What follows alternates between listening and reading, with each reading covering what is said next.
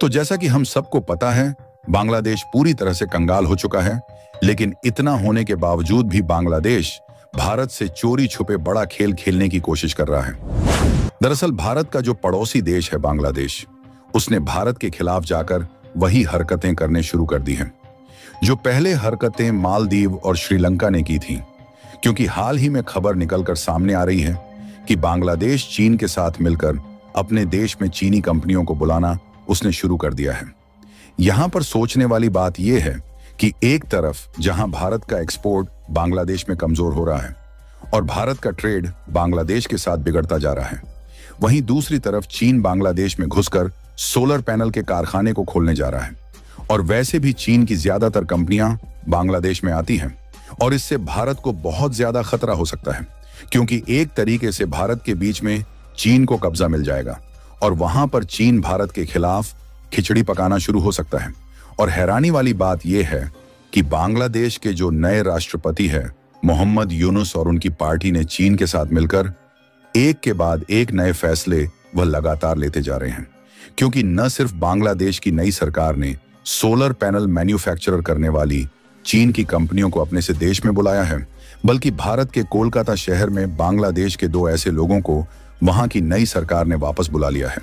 जो कि भारत और बांग्लादेश के बीच ट्रेड डिप्लोमेसी की देखभाल कर रहे थे। लेकिन बांग्लादेश की नई सरकार शायद ये भूल चुकी है कि उनकी कंडीशन अब पाकिस्तान से भी ज्यादा बदतर हो चुकी है, क्योंकि ऐसे में यदि ये भारत को अपने तेवर दिखाते हैं तो आगे चलकर उनके लिए काफी ज्यादा भारी पड़ने वाला है। पूरी खबर क्या है जानते हैं इस वीडियो में, इसलिए वीडियो के अंत तक बने रहिए और इस वीडियो को एक लाइक करके चैनल को सब्सक्राइब कर दीजिए। तो चलिए आते हैं मेन मुद्दे की तरफ। देखिए, जब बांग्लादेश में तख्ता पलट हुआ तब से भारत और बांग्लादेश के बीच होने वाले व्यापार में नए नए रुकावटें सामने आ रही हैं, जिसके कारण भारत का तो थोड़ा बहुत नुकसान हो ही रहा है, लेकिन उससे कई गुना ज्यादा बांग्लादेश का नुकसान हो रहा है, क्योंकि अभी जो बांग्लादेश में नई सरकार बनी है उन्होंने ऐसे ऐसे कदम उठा लिए हैं जिससे वहां दिन प्रतिदिन नई मुसीबतें खड़ी होती जा रही हैं, जिसके कारण बांग्लादेश का जो ज्यादातर कारोबार है वह पूरी तरह से रुक गया है। और बांग्लादेश की ज्यादातर कमाई टेक्सटाइल एक्सपोर्ट करके ही हो रही थी, लेकिन बांग्लादेश में जिस तरीके से कर्फ्यू लगा है और वहां पर विरोध प्रदर्शन हो रहे हैं, रुकने का नाम ही नहीं ले रहे हैं, उससे वहां की लगभग सभी फैक्ट्रीज और कारखाने बंद पड़े हैं और जो थोड़ा बहुत प्रोडक्शन हो भी रहा था वह खुद उनके देश में कंज्यूम हो रहा है, जिससे बांग्लादेश की कमाई लगभग ना के बराबर हो चुकी है। और उनके जो विदेशी मुद्रा भंडार में लगभग 20 बिलियन डॉलर बचे हुए थे वह भी तेजी के साथ कम होते जा रहे हैं, क्योंकि बांग्लादेश की कंडीशन काफी ज्यादा बेकार हो चुकी है, जिससे महंगाई आसमान छू रही है और खाने के लाले पड़ गए हैं। और तो और उनकी इकोनॉमी भी सड़क पर आ चुकी है और इस समय बांग्लादेश पर लगभग 2 अरब बिलियन डॉलर का बकाया कर्ज भी हो चुका है, जिसमें भारत की भी कई सारी कंपनियां शामिल हैं, क्योंकि भारत के कई एयरपोर्ट और पावर जनरेशन प्लांट को बांग्लादेश ने अभी तक मतलब कुछ महीनों से पेमेंट नहीं किया है। डायरेक्टली बांग्लादेश को भारत की तरफ से सुविधाओं का लाभ दिया जाता है, यानी कि देखा जाए तो बांग्लादेश के हालात पाकिस्तान से भी ज्यादा बेकार होने की कंडीशन में हैं।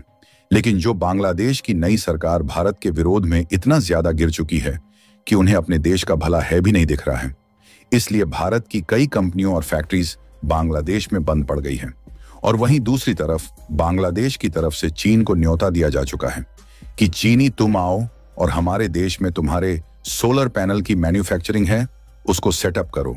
लेकिन आपको बता दें कि ऑलरेडी भारत की कई सारी कंपनियां बांग्लादेश में हैं। और तो और पिछले साल जून के महीने में भारत की अमरा राजा ने बांग्लादेश में 100 मेगावाट के सोलर प्रोजेक्ट को सेटअप करने की शुरुआत की थी,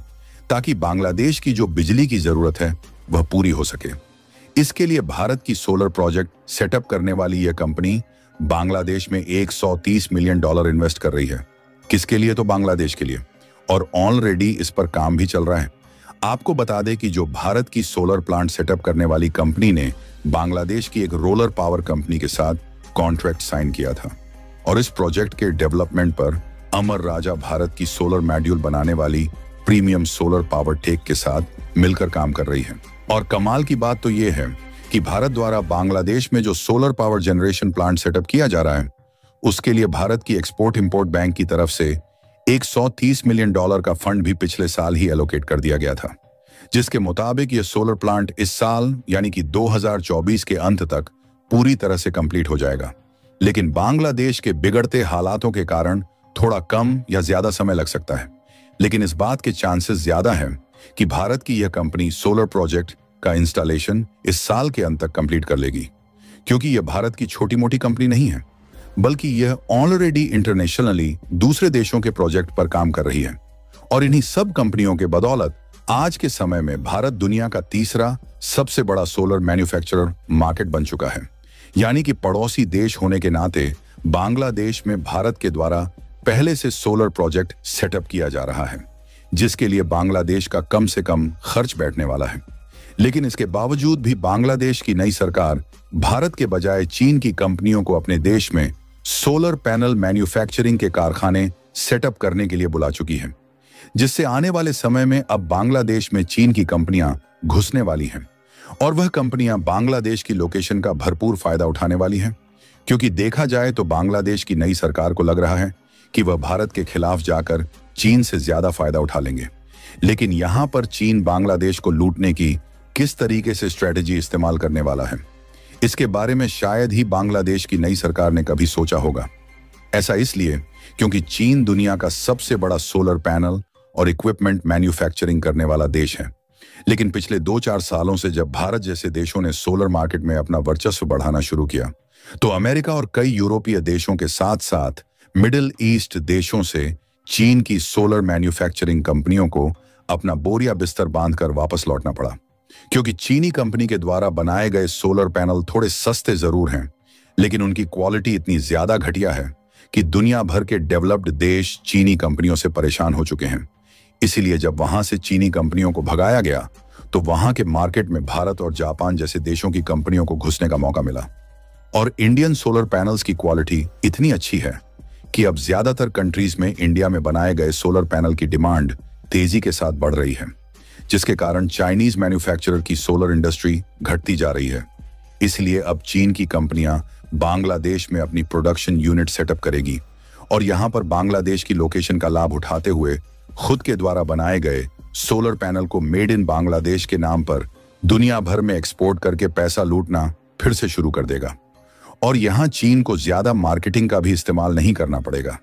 क्योंकि बांग्लादेश में बनाए गए प्रोडक्ट की डिमांड ऑलरेडी पश्चिमी देशों में काफी ज्यादा है।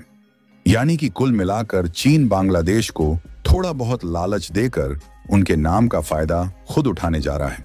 जैसे चीन ने मालदीव के साथ किया था। अभी सारे मुद्दे पर डिस्कशन करने के ऐसा लग रहा है कि बांग्लादेश खुद के पैर पर कुल्हाड़ी मार रहा है। बाकी आपको क्या लगता है कि बांग्लादेश की नई सरकार की अक्ल ठिकाने लगने वाली है या नहीं? अपनी राय कमेंट में जरूर बताएं और इस वीडियो को लाइक करके अपने मित्रों तक इसे शेयर जरूर करें, ताकि उन्हें भी जानकारी मिल सके। और इसी तरह की इंफॉर्मेटिव वीडियो के लिए हमारे चैनल को सब्सक्राइब करके बेल आइकन को ऑन पर जरूर सिलेक्ट करें। हम आपसे मिलते हैं नेक्स्ट वीडियो में। जय हिंद, जय भारत।